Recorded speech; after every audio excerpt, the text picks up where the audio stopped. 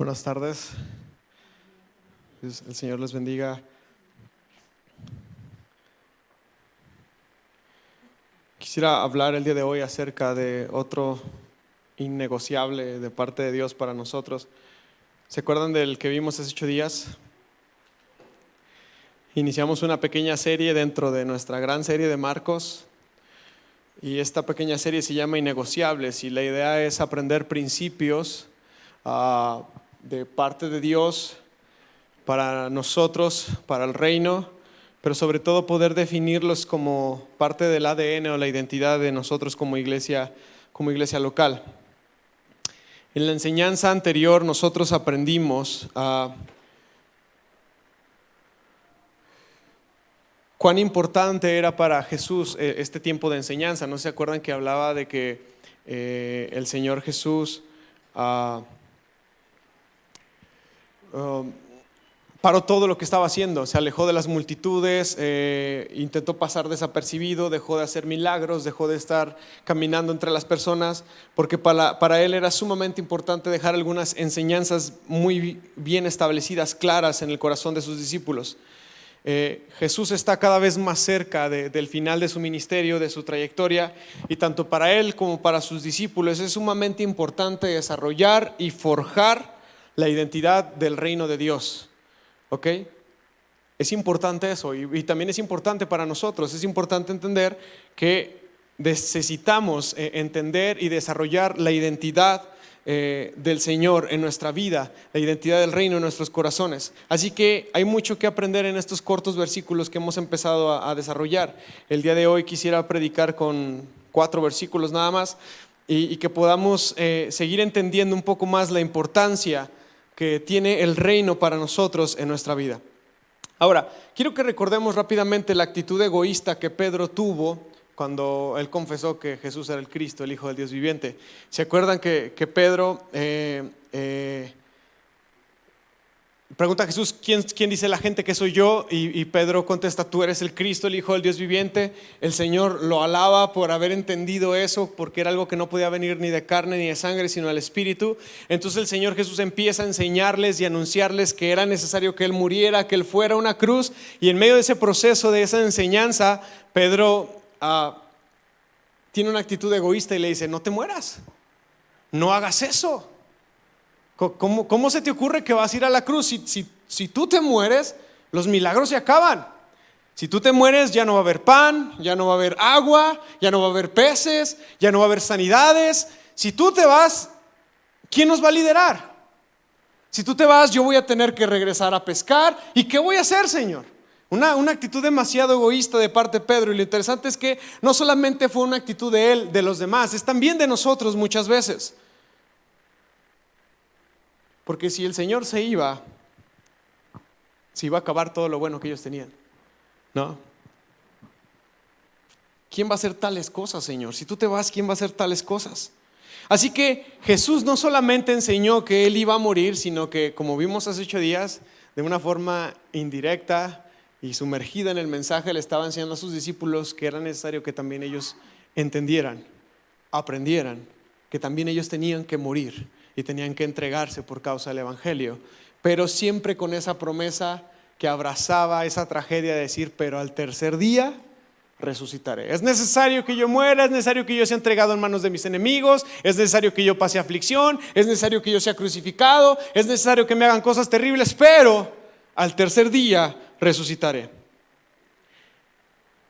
Así que el problema está en que esta clase de enseñanzas de Jesús, que Jesús era un maestro por excelencia, esta clase de enseñanzas, si no hay una forma genuina de interiorizarlas, si no nos detenemos a reflexionarlas, a pensarlas, a comprenderlas, pueden ser muy peligrosas. Pueden ser muy peligrosas. Así que sí, es necesario leer estos textos con más detenimiento, y es necesario leer estos textos con humildad, con sencillez, y antes de avanzar preguntarnos, Señor, ¿qué quieres decirme con todo esto? Así que vamos a leer el día de hoy Marcos 9 del 33 al 37.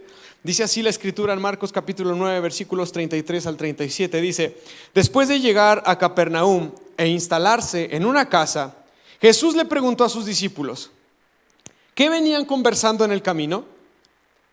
Pero no le contestaron porque venían discutiendo sobre quién de ellos era el más importante.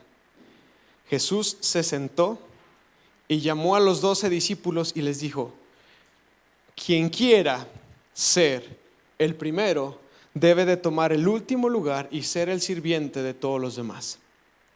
Entonces puso a un niño pequeño en medio de ellos y tomándolo, ¿dónde? En sus brazos, les dijo: todo el que recibe de mi parte a un niño pequeño como este, me recibe a mí.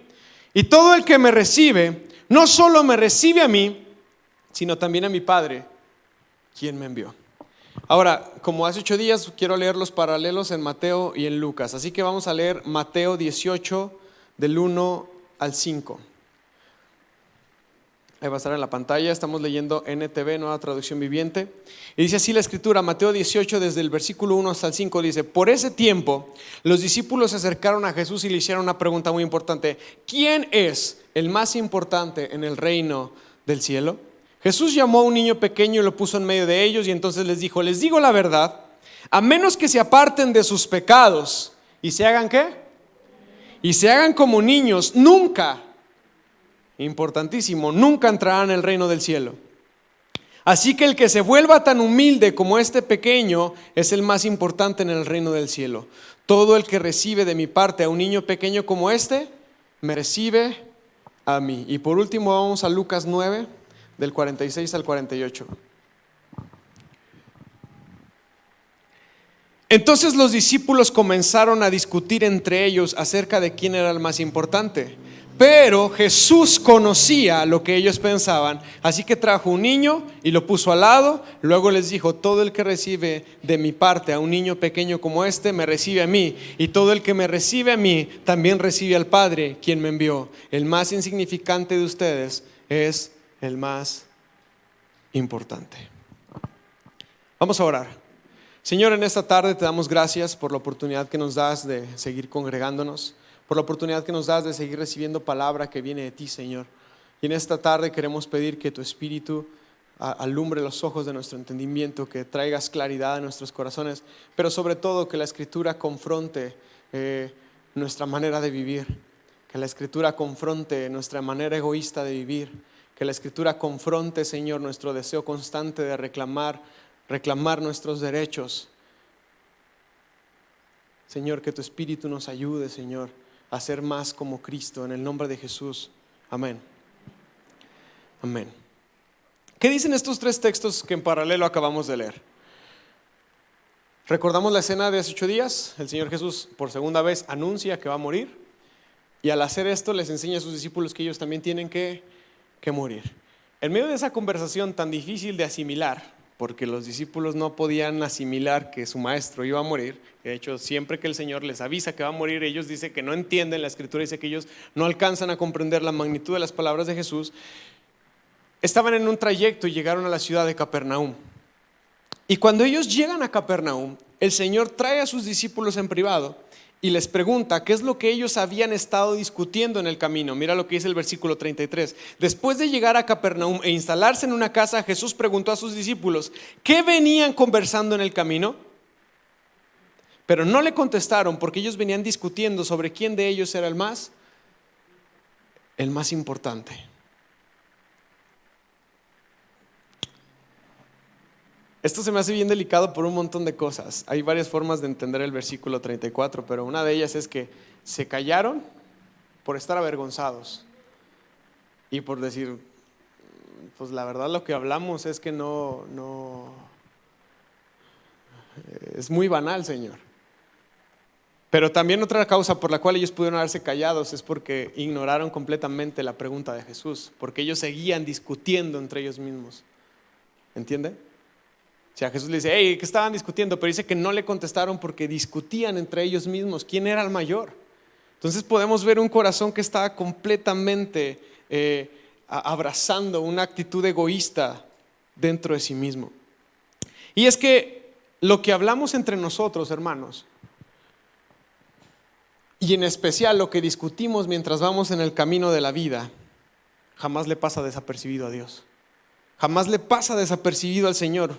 Así que un día vamos a tener que dar cuenta de todo lo que hablamos entre nosotros. Sí, dice la Escritura que daremos cuenta al Señor de toda palabra que digamos. En particular el texto dice que toda palabra ociosa vamos a dar cuenta al Señor. Pero en un sentido vamos a dar cuenta de aquellas vanidades, aquellas cosas que estuvimos atesorando en nuestros corazones, en nuestra mente.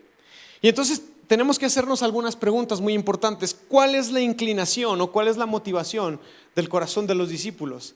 Más profundo aún, ¿cuál es la inclinación y cuál es la motivación de nuestro corazón? Hoy, aquí, afuera, en nuestro trabajo, en nuestros hogares. ¿Cuál es la inclinación y cuál es la motivación de nuestro corazón? Porque dice la Escritura que donde está nuestro tesoro, ahí también está nuestro corazón. Y entonces la otra pregunta sería, ¿cuál es nuestro tesoro? ¿Qué es lo que más ambicionamos en la vida? ¿Ser alguien? ¿Ser ricos? ¿Tener una posición? ¿Tener una casa? ¿Subirnos a una plataforma? ¿Ser alabados? ¿Ser reconocidos? ¿Recibir un montón de likes en redes sociales? ¿Qué es lo que más anhelamos? ¿Cuáles son las cosas que están ahí atrás en nuestro corazón? ¿Ser aceptados por un club social? ¿Qué motiva nuestro corazón?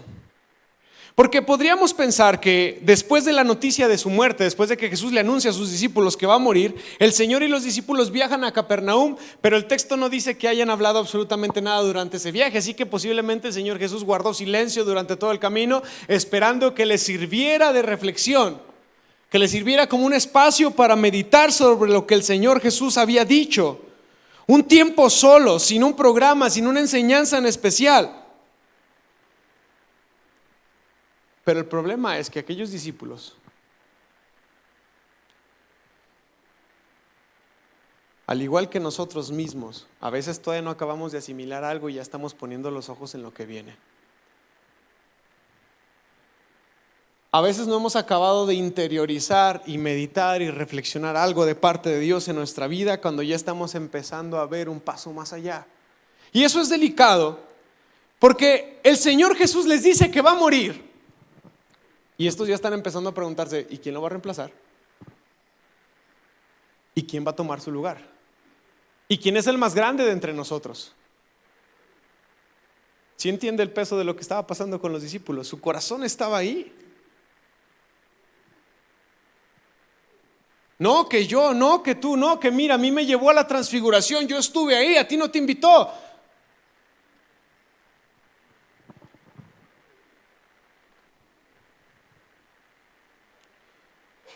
Ni siquiera habían asimilado ni habían entendido que el maestro tenía que morir y ellos ya estaban peleando y estaban discutiendo y estaban deliberando a ver quién se iba a quedar en su lugar. Eso pasa muchas veces entre nosotros.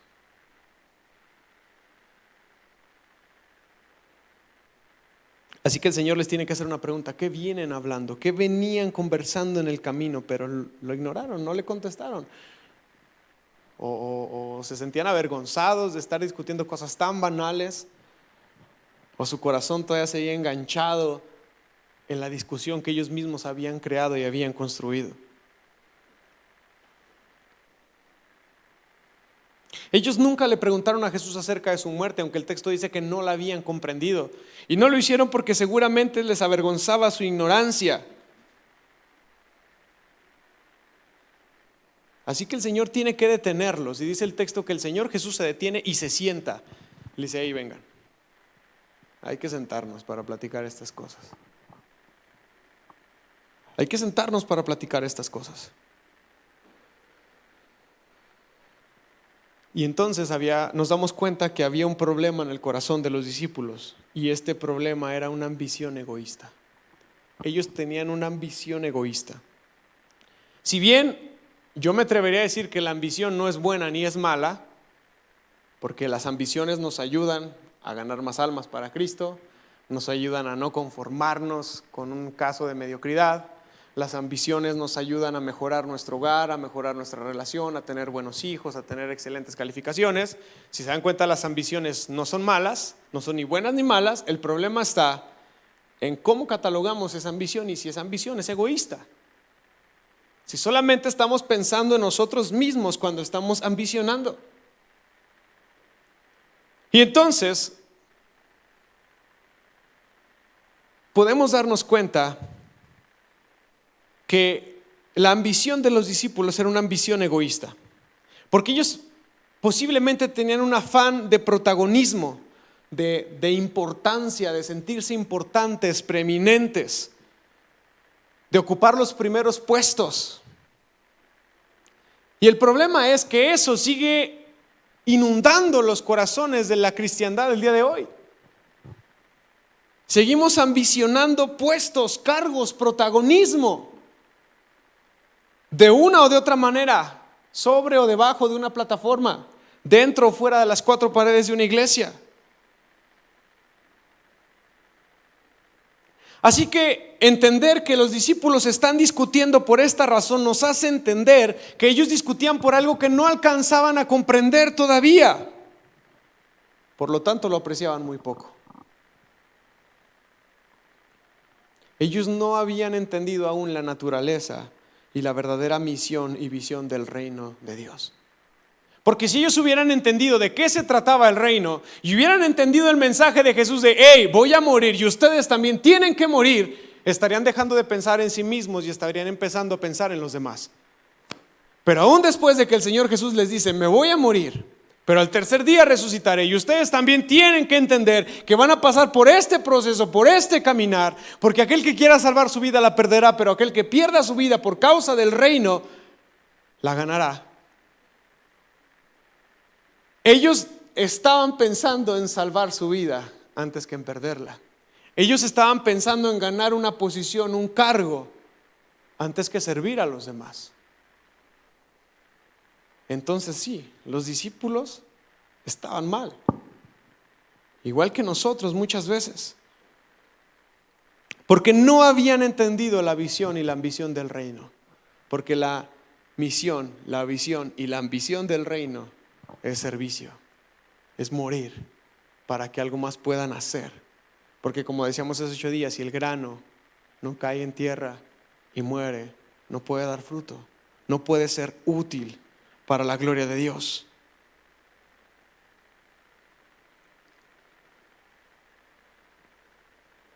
Así que es muy triste pensar que el Señor Jesús les habla de su muerte y estos hombres están pensando en qué posición van a ocupar en el reino de Dios. No han entendido el reino. Y más delicado aún, a veces nosotros no hemos entendido el reino. No lo hemos entendido. Disculpen, lo voy a volver a decir, no hemos entendido el reino, porque nos encanta que nos sirvan, porque nos llenamos de glotonería esperando que toda la gente haga por nosotros, que toda la gente nos dé por nosotros, que el pastor se prepare para que nos predique el domingo y entonces saciarnos, y no movemos ni un solo dedo, no abrimos la escritura, no buscamos que el reino de los cielos se expanda por ningún lado, porque somos egoístas.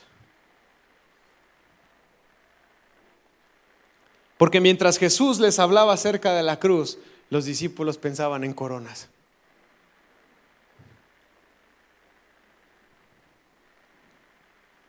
Por eso el Señor Jesús tiene que detener todo, sentarlos otra vez y hablarles, darles una cátedra profunda acerca de la humildad. Así que el Señor Jesús les indicó a los discípulos que la grandeza se mide por la disposición que hay para servir. Entre más disponible estés, entre más disposición tengas, entre más amor y deseo tengas por servir y para servir a otros, y lo hagas, más grande vas a ser en el reino de los cielos. Mira lo que dice el versículo 34, dice: pero no le contestaron porque venían discutiendo sobre quién de ellos era el más importante. Ellos venían discutiendo sobre quién de ellos debería de tomar el primer lugar. Pero el Señor Jesús les dice: quien quiera ser el primero debe de ser ¿qué? El último. Versículo 35. Quien quiera ser el primero debe tomar el último lugar y ser el servidor, ser el sirviente, ser el esclavo, el doulos, como vimos ya esa palabra en griego hace algunos domingos, de los demás.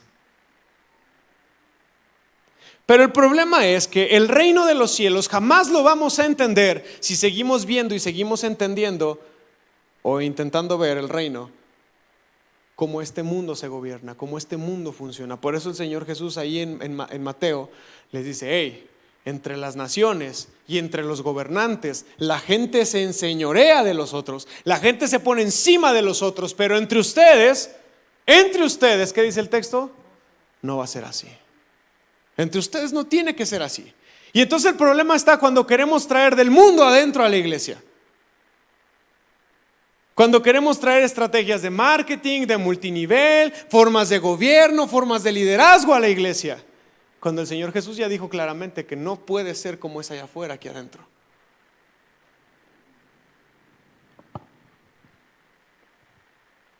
Así que una ambición egoísta, en vez de ayudarnos a ganar una posición en el reino, nos estorba y nos aleja de esa meta. Si tu ambición es llegar a ser grande en el reino de los cielos, por ser grande y tener una posición nada más, déjame decirte que estás lejísimos de alcanzarlo.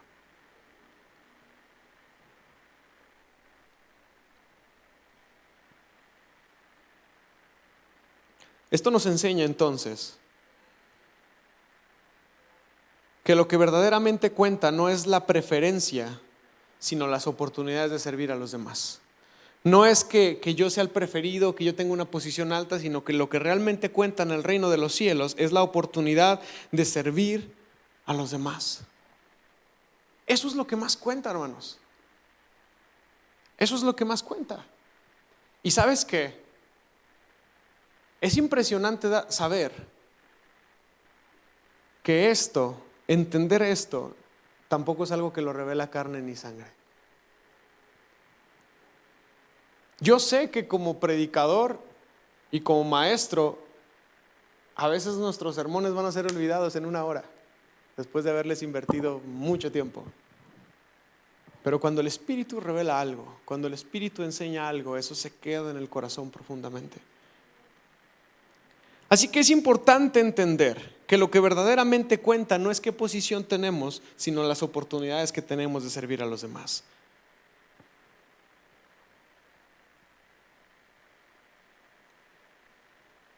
Así que podríamos decir que la verdadera nobleza, la verdadera virtud, es la virtud del amor que se expresa en servicio y el servicio que se expresa en amor. Y esta virtud, la virtud del servicio, que es amor y que no puede ir la una sin la otra, amor y servicio y amor, es la nobleza más genuina que expresa que realmente somos libres. Libres. Porque, hermano, si yo te pido que tú tomes una silla y se la pongas a fulanito de tal, pero en tu corazón hay algo en contra de ese hermano, difícilmente vas a hacer ese acto de servicio. Y si lo haces, lo vas a hacer sin amor. Y entonces ahí no hay libertad de nada, de nada. Pero cuando hay amor y cuando hay servicio, hay verdadera libertad. Porque entonces yo puedo acercarme al que me ofendió, yo puedo acercarme al que me dañó y puedo servirle, puedo amarle, sin que mi corazón esté atado al mal y al daño que esa persona me hizo o me hará. Precioso ejemplo tenemos en Jesús, lavando los pies de sus discípulos, entre ellos Judas. Precioso ejemplo tenemos en Jesús compartiendo esa mesa a Judas. ¿Y quién somos nosotros para creernos más que Jesús? Y entonces, si mi servicio está comprometido por un resentimiento, por un odio, por un rencor, no importa cuánto sirva, si no está acompañado de amor, ahí no hay verdadera libertad. Mira lo que dice Gálatas 5:13, un texto precioso. Pero ustedes, mis hermanos, han sido llamados ¿a qué? A vivir en libertad. Pero no usen esa libertad para satisfacer los deseos de una naturaleza pecaminosa, como normalmente creemos que la libertad nomás sirve para eso, ¿verdad? Para darnos rienda suelta. Dice, al contrario, usen esa libertad ¿para qué? ¿Para qué? Para servirse. Para servirse por amor y con amor, porque cuando se sirven con amor y por amor, tienen verdadera libertad. No lo hacen por compromiso, no se sienten obligados a. No, pero a veces el pastor pide ayuda y híjole, es que cuando dijo volteó a verme, pues tengo que quedarme. Es libre de irse si quiere y no ayudar, porque al final del día hacen, sirven, se comprometen. Y siempre insisto, olvídense de las cuatro paredes de la iglesia. Allá afuera, el reino de los cielos necesita mucha expresión allá afuera. Quienes quieren amar y quienes quieren servir lo hacen de verdad, sin ninguna carga, sin dolor, sin ningún peso, aun cuando se despojan de mucho. Y entonces el Señor Jesús también enseña que los más humildes y los más abnegados son también los que más se parecen a Cristo. Amén. No es el que anhela estar en una plataforma, no es el que busca que se le dé un título, se le dé un cargo, sino los que son más humildes y los más abnegados. A ellos, a esos, según el texto bíblico, se les da un especial reconocimiento. No a los que tienen cargos, no a los que tienen una posición. Roberto Morrison fue un misionero en el siglo pasado o antepasado de Inglaterra, enviado a China. Ahí en China, Roberto Morrison se da cuenta de que él solo no puede con semejante y ardua tarea y labor. Y entonces él manda una solicitud a Inglaterra pidiendo que se le envíe a otro misionero que le apoye. Y estuvieron, después de estar haciendo un escrutinio, hay una persona que pues es un prospecto, pero después de analizar este prospecto profundamente, como que la junta de autoridades de Inglaterra dice, no, como que él no, como que de misionero no. Y este hombre rogó, anheló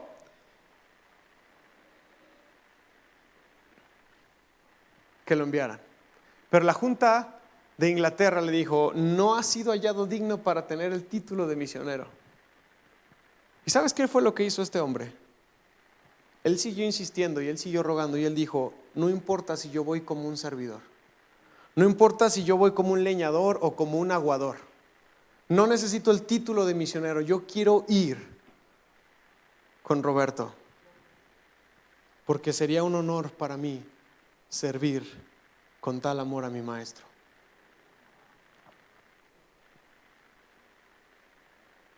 Roberto Morrison y ese aguador, ese leñador, trajeron un avivamiento en China como ustedes no tienen una idea, gracias a su servicio misionero, gracias a tener un corazón que no le importaba el título, no le importaba ser el que llevaba el agua del que sí predicaba, solo tenía un corazón para servir a su Señor.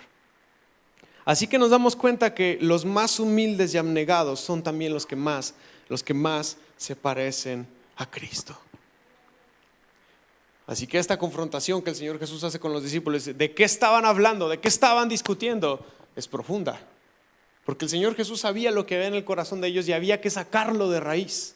Había que enseñarles cuál era su verdadera posición si es que ellos querían ganar algo en el reino de los cielos. Así que vamos a leer nuevamente Mateo 18 del 1 al 5.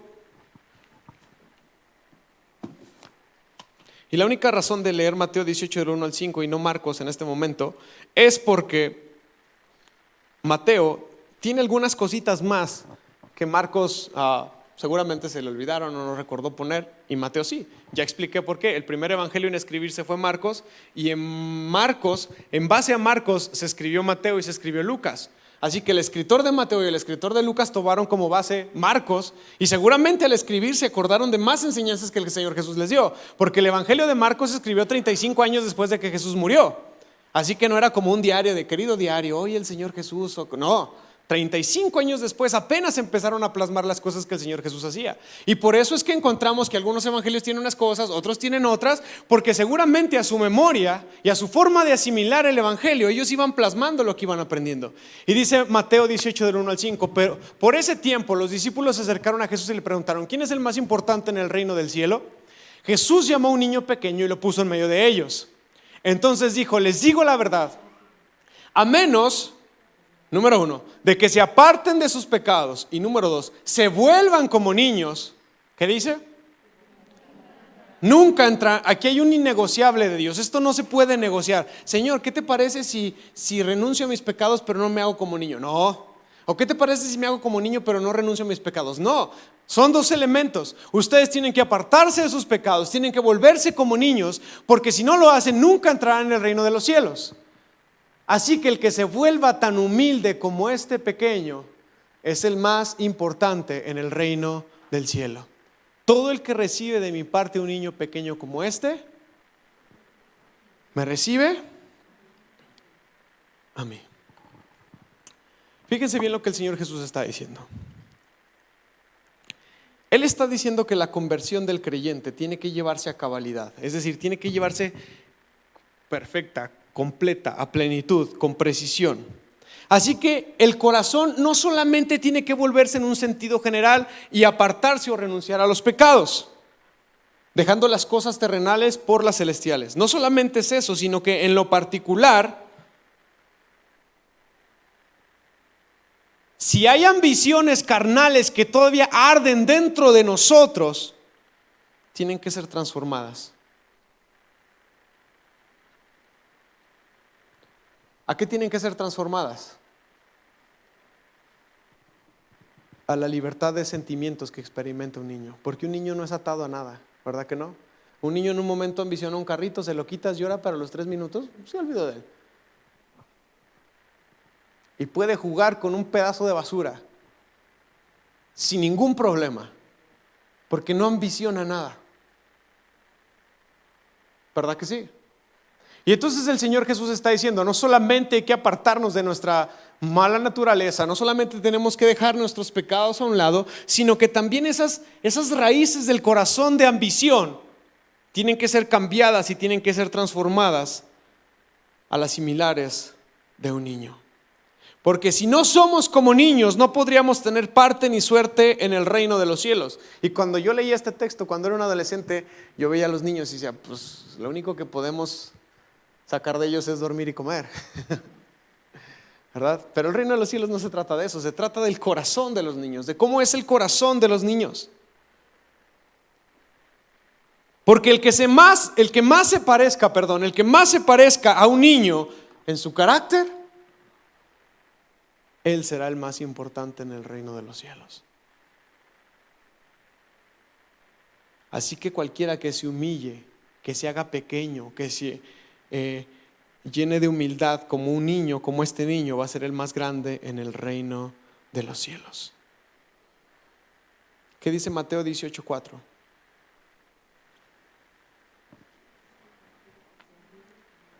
Así que cualquiera que se humille como este niño, ¿este será el qué? El más grande en el reino de los cielos. ¿Y qué dice Lucas 9:48?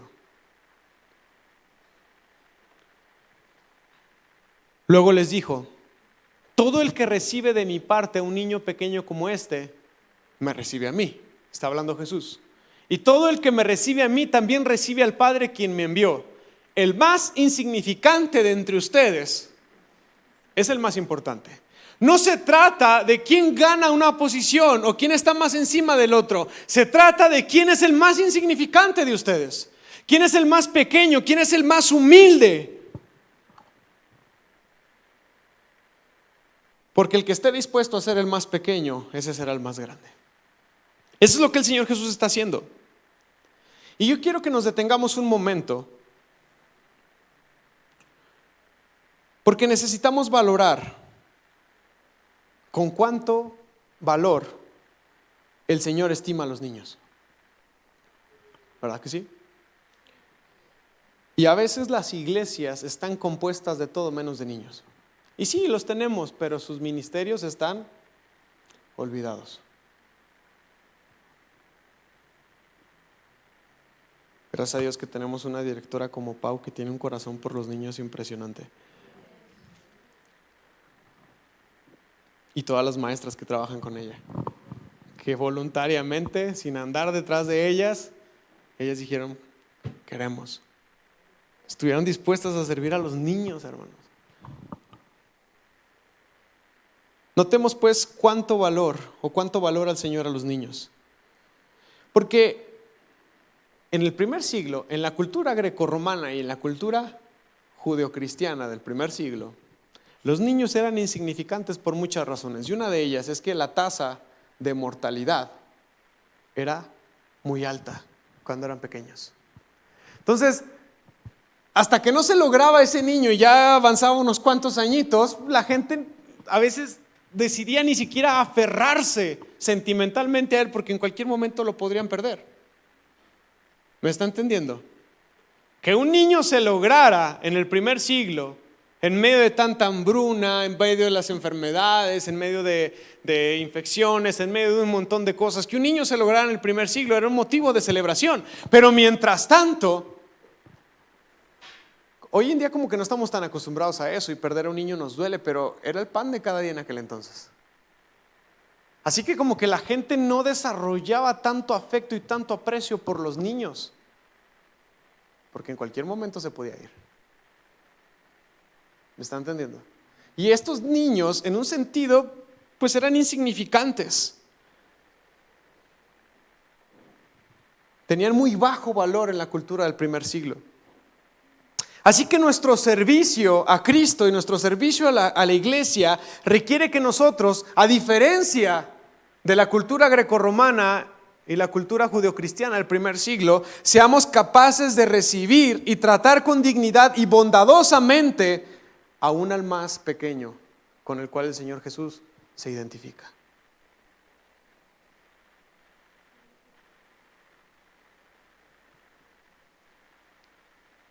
Entonces la verdadera grandeza consiste en recibir a un niño en el nombre del Señor. Que seamos capaces de ver en ese niño la dignidad, el valor, el precio y la imagen de Dios también.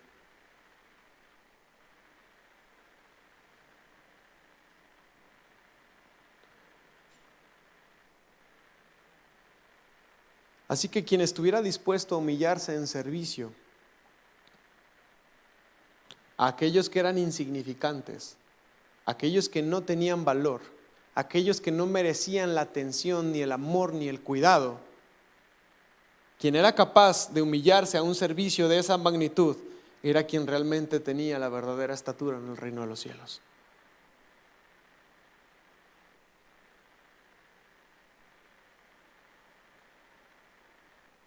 Porque hacerlo, servir a esos niños, era servir a Cristo.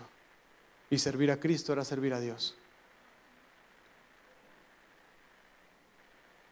Así que la enseñanza que el Señor Jesús les está diciendo, hey, tranquilos, se creen muy grandotes ustedes. ¿Creen que uno de ustedes es el mayor en el reino de los cielos? Pues no. Y estoy seguro que si hubiera habido un leproso ahí cerca, también Jesús lo hubiera agarrado y lo hubiera puesto en el centro. Él es más grande que todos ustedes.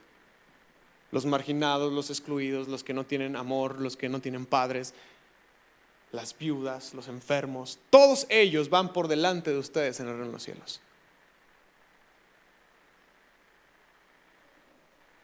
Hay hay una canción preciosa que se llama La Iglesia de Juan Pablo, de Santiago Benavides. Luego se las mando para que la escuchen. Así que mis queridos hermanos, este es otro de los innegociables de Dios y del reino. Este es otro punto del reino de los cielos que no está puesto a negociación ni a discusión. No se puede discutir, no se puede cambiar. Este es otro no negociable de parte de Dios para nuestra vida que debe de seguir definiendo nuestra identidad como cristianos. No hay un punto medio, no hay un punto de conveniencia. Si en este mundo muchos se consideran grandes y han ganado cargos y posiciones gracias a su ambición egoísta, quizás nos toque verlos aquí en esta hora y en este momento en una plataforma, en un lugar de honor. Pero en el reino de los cielos, quién sabe dónde nos toque verlo.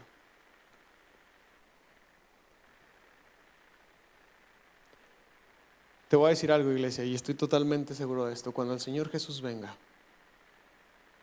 porque dice Dice Romanos que la creación anhela ardientemente la manifestación de los hijos de Dios, porque hasta que el Señor venga sabremos quiénes eran de veras y quiénes no. Hasta que el Señor venga, te vas a sorprender.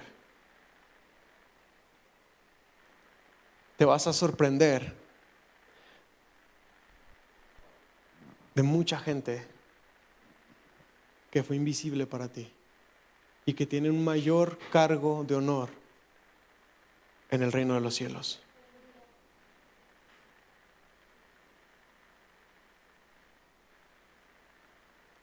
Nos va a sorprender ver gente que alguna vez nosotros menospreciamos, con un mejor cargo que nosotros, con una mejor posición, esa gente que pasó desapercibida.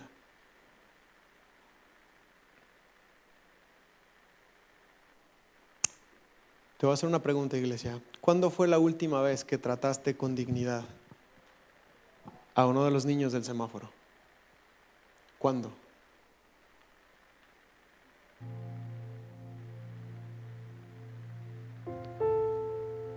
Elena Higel, una misionera, discípulo de Cristo mexicana, ahorita está instalada en San Cristóbal de las Casas, en una base misionera. Y no me dejarán mentir que la mayoría de las familias y niños que en ciertas temporadas vienen a Zacatecas a pedir dinero son de Chiapas. Y si no lo sabes es porque nunca te has detenido a preguntarles quiénes son, cómo se llaman y de dónde vienen. Y eso también es vergonzoso y peligroso. Pero la mayoría de esas familias que tienen aspectos indígenas no son huicholes de aquí cerca. Es gente que viene de Chiapas por temporadas y se vuelve a ir.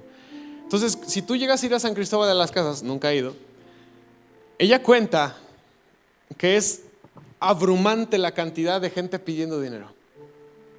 Y ella dice, yo siempre dispongo en mi corazón 10, 20, 30 pesos para dar. No le puedo dar a todos, porque no me alcanzaría. Pero saco y doy a quien puedo.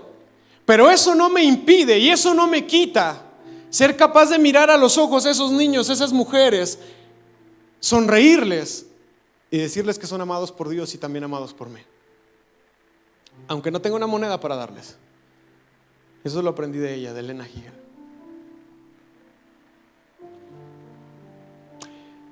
¿Cuándo fue la última vez que vimos con amor? Y no solo eso, servimos con diligencia a un pequeño de este mundo.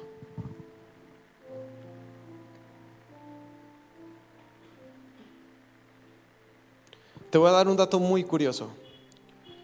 La palabra pequeñín o niño en arameo es exactamente igual para decir niño que para decir esclavo. Entonces, ¿cuándo fue la última vez que vimos con amor, con dignidad? Y no solamente eso, servimos a la gente que podríamos llegar a considerar como de la servidumbre o de la pobreza.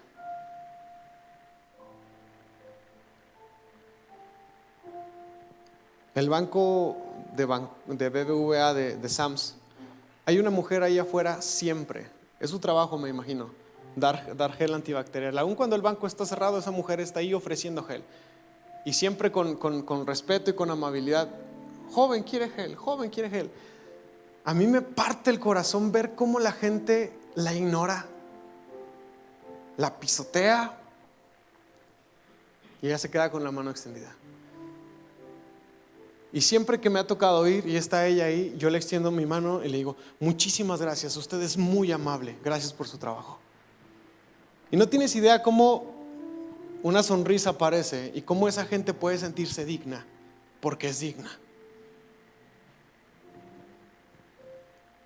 Porque si queremos ser los grandes en el reino de los cielos, no solamente tenemos que hacernos como niños, tenemos que servir a los niños.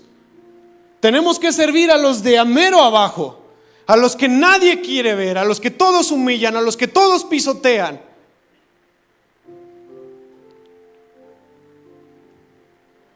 Yo no digo que sea perfecto en eso, de hecho saben que no me gusta hablar acerca de mí, pero es una experiencia personal que tengo.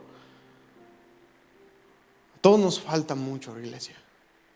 A todos nos falta mucho. Pero Dios quiera que podamos ser una iglesia como tú quieras, pequeña, sencilla, humilde, pero gigante, enorme delante de Dios.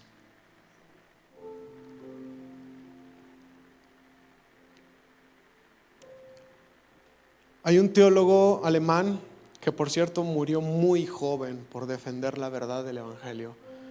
Hitler lo mató. Dietrich Bonhoeffer. Ya he hablado de él en otras ocasiones. Sus libros son impresionantes. Su teología es impecable. Y Dietrich Bonhoeffer tiene una frase que dice así: la prueba de la moralidad de una sociedad se encuentra en lo que hace por sus niños y por sus menores. Qué tan grande, qué tan impresionante, qué tan moral, lo que tú quieras. La prueba que determina que una sociedad es verdadera, tiene peso y tiene valor, está en lo que hacen por sus niños y por sus menores. Dios quiera que jamás seamos una iglesia que menosprecia ese llamado y ese ministerio. Porque el Señor nos ha llamado a servir a los olvidados y a los marginados, antes que a los que están en eminencia, y antes que a los que tienen un cargo, y antes que a los que todo el mundo pueden servir. Termino con este precioso texto. Cierra tus ojos porque te lo quiero leer en otra versión que no podemos proyectar. Es Mateo 10 del 41 al 42 para quienes lo están anotando, pero dice así en Telea, traducción lenguaje actual. Mateo 10, 41 al 42. Dios les dará un premio a los que reciban en su casa a un profeta, solo por saber que el profeta anuncia el mensaje de Dios. Y el premio que se les dará será igual al que el Señor le da a su profeta. Interesante, ¿no?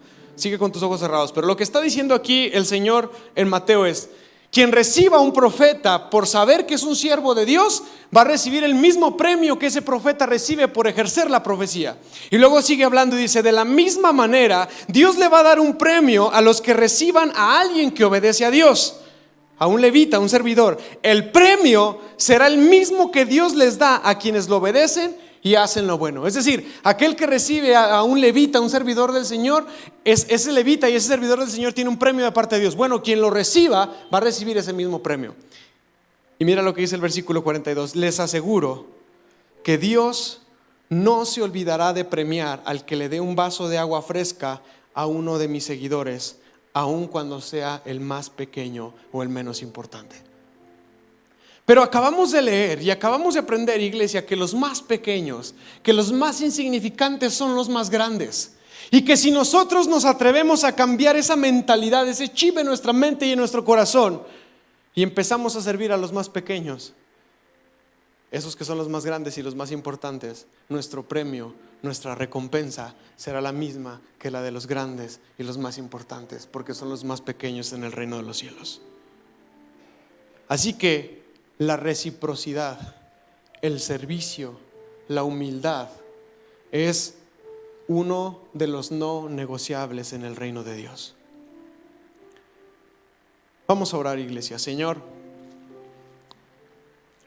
te damos gracias por la escritura que es expuesta ante nosotros.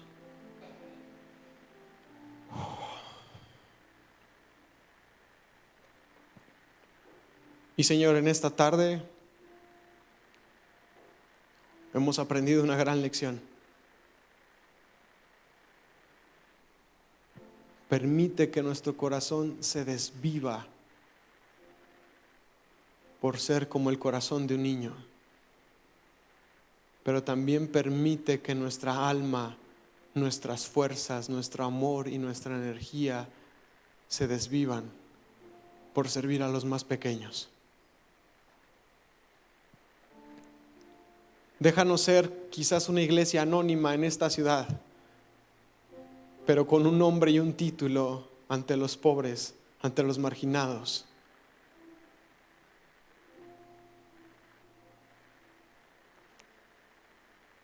Gracias por Jesucristo, que fue nuestro más grande servidor. Porque ejemplo también nos dio, no solamente de muerte y resurrección, sino que también nos dio ejemplo de amor y de servicio. Señor, queremos ser una iglesia completamente consagrada y completamente dedicada a ti, Señor. Y no no por ostentar un título, Señor, o una posición, sino justamente por servir a los que no tienen nombre, a los que son anónimos, a los que son invisibles para otros.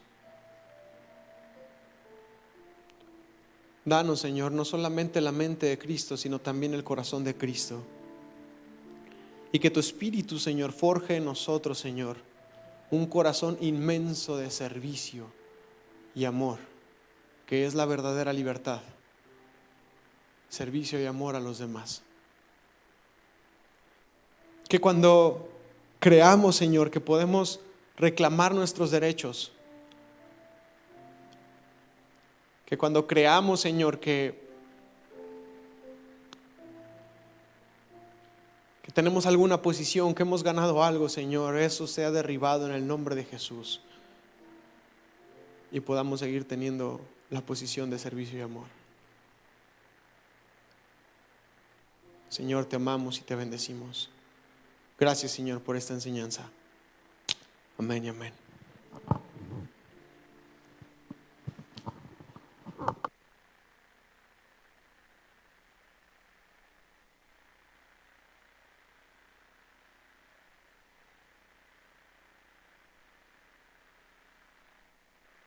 Exposición de la palabra del Señor. Amén.